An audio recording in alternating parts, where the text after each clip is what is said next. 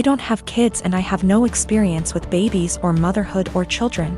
I'm 18 and beyond being around them in group settings where at least one of the parents and a ton of other people are around. That's it. My brother's wife had a baby 17 days ago. I didn't go visit them yet, but my brother and sister-in-law sent me some pictures. My brother said our cousin Rachel was around a lot because my sister-in-law is having trouble breastfeeding and Rachel is a big believer in it and is helping her. I offered to help them if I needed it, and on Saturday they asked me to go to grocery store for them because no home delivery had an open spot. When I dropped the food off, I was shocked at how bad my sister-in-law looked. She literally looked like the Walking Dead. Barely awake and not showered, and she was actually crying because she was so frustrated. It actually scared me how bad she looked. At first I didn't want to butt in, but it bothered me so much I went back to the store and got a can of baby formula. I figured it would give her a break and my niece could eat. It was even worse when I gave it to my sister-in-law because I said it was no big deal if my niece got formula. It wasn't a problem. My sister-in-law broke down and I was honestly scared because she was weeping. Like in the movies when someone dies, kind of weeping.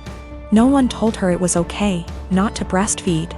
She felt so guilty because of Rachel butting in and no one telling her formula was okay. I actually ripped my brother a new one because he sat back while my sister-in-law suffered. There was no way he didn't see how bad she looked. No offense, but she looked terrible.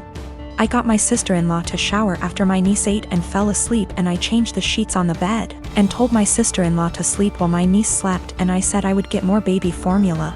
I thought I did the right thing because my sister-in-law actually stopped crying, showered and slept, and the next 3 days she looked better and didn't cry again. My niece gets full. My idiot brother smartened up and told Rachel to stay away, and everyone else, especially our parents and SIL's parents, to butt out. They take turns feeding so they both can sleep. My parents and Rachel are furious at me. SIL's sister was in agreement with Rachel and left me an angry voicemail full of swearing. Rachel basically had sister-in-law holding the baby while topless 24/7, and my dumbass brother sat there and didn't help with the baby at all. Rachel breastfed all her kids until they could walk and talk and never had problems, but my sister-in-law obviously did. My dad said I overstepped and should not have butted in. I was scared shitless after seeing sister-in-law on Saturday. Since I'm not a mother or baby expert, I have no idea what it is like with a newborn. I'm second-guessing now after feeling like I did the right thing because everyone is angry with me.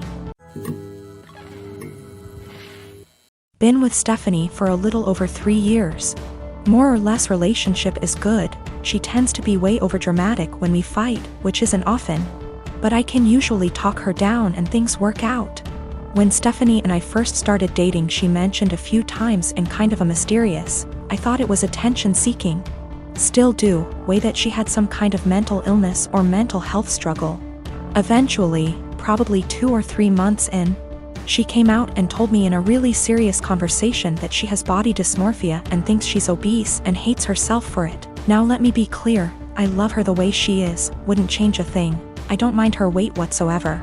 But even when she said it initially, I almost thought it was a joke. Stephanie is obese. I'm not good at guessing weight and she's never told me her weight, but I know she's 5 feet 4 inches and a size 22 in pants. She's by all standards obese. I don't mind it at all. I'm attracted to her. I think she's beautiful. I would never ask her to change a thing. It didn't come up again for a while, but last fall she took a psychology course for her college degree and they talked about mental illness, and it came back up. She came in one night almost happy, in a weird way, saying that she understands everything that's wrong with her because they talked about BD in class and it all makes sense. She has never been diagnosed by a medical professional and can't see a doctor for lack of health insurance. Ever since then, she talks about it a lot. I'm not one to poke at people just to poke, so I just let it be. But she talks about it all the time. She blames arguments we have on her BD. She uses it as an excuse to eat poorly and not take care of herself. Because she is straight up convinced that she is smaller than she is and that the person she sees in the mirror is a dysmorphic situation. She is part of an online BD support group and talks openly to me about how she's met people who finally understand her.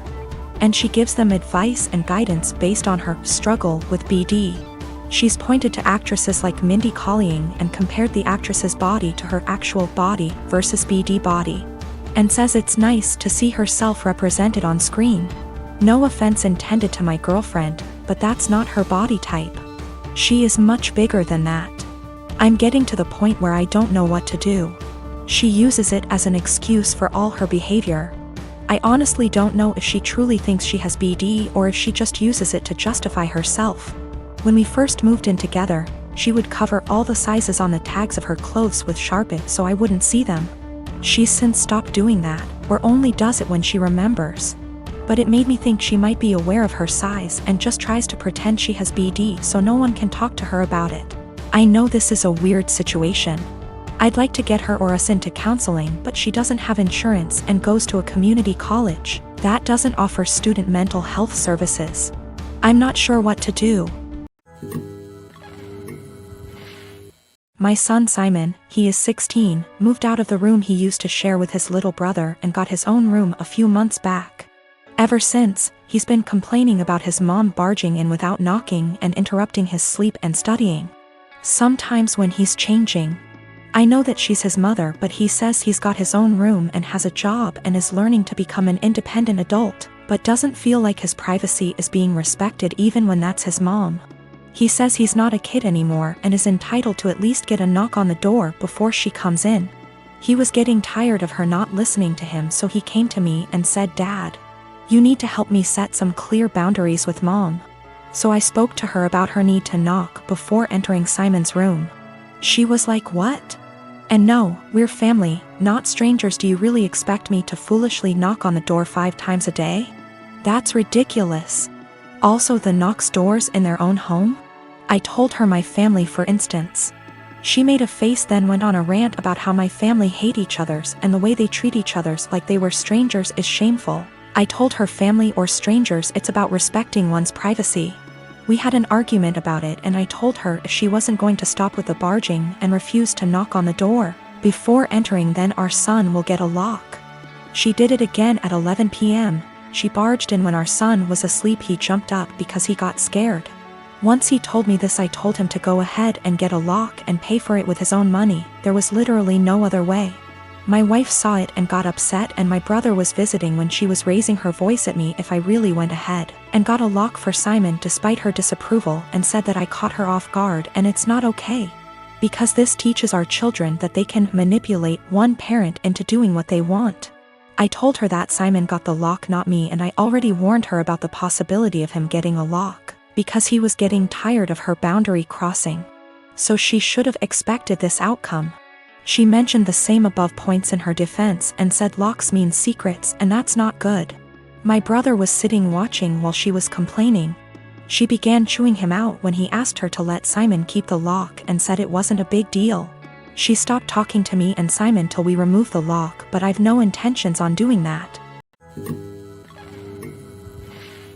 When my daughter was 14, wife and I decided we would buy a car for her to use on her 16th if she proved herself to be responsible, got good grades, etc. There would be a contract of sorts to ensure we were all on the same page. The stipulations were continuing good grades, good attitude. She could only bring one friend with her somewhere, to begin with. We had to know where she was, and the obvious too, don't drink and drive, and don't text and drive. We made it clear that we were buying the car, but it was for her to use. We got the car, a 2012 Honda Civic. She has a summer job right now, it's summer break, so she's out doing stuff with her friends, etc. In a few months she will be off to college. Everything was going swimmingly. Until someone on that Nextdoor app started posting pictures and videos of bad drivers in the area. And lo and behold, my daughter was posted with her face down as she texted and rolled through a stop sign. Once with her face down in her phone at a stoplight. I was livid. My wife was the one who showed it to me. We found out there were more instances from her Instagram stories, and we decided, no. Wife and I up and sold the car. We didn't lose very much in the process, except of course our daughter completely came unraveled. It's so unfair. I didn't hurt anyone, everyone's doing it. How am I supposed to get to work? What about when I go to college? Well, we said no, it's not unfair. You hurt us by being a shitty, irresponsible driver. No, not everyone's doing it. You can walk, ride your bike, or take the bus, and as for college, you don't need the car to get to and from classes, and again, ride your bike or walk. She tried to play the "how can you send your daughter to college without her safety in mind" card, and I said, well, now you're concerned about safety? And she just up and screamed. This has everyone in our life up in arms and divided. Her grandparents think we're being over the top and awful, that grounding her would have sufficed. They've threatened that they will buy her a car again if we try to send her to college without one. The car is already sold, so there's no going back. I think what we did was absolutely correct, that actions have consequences and we would be in the wrong to pull back from that. In terms of her going to college? Well, she made that choice. She had a car, it came with certain stipulations, she disobeyed us, and now she pays the price.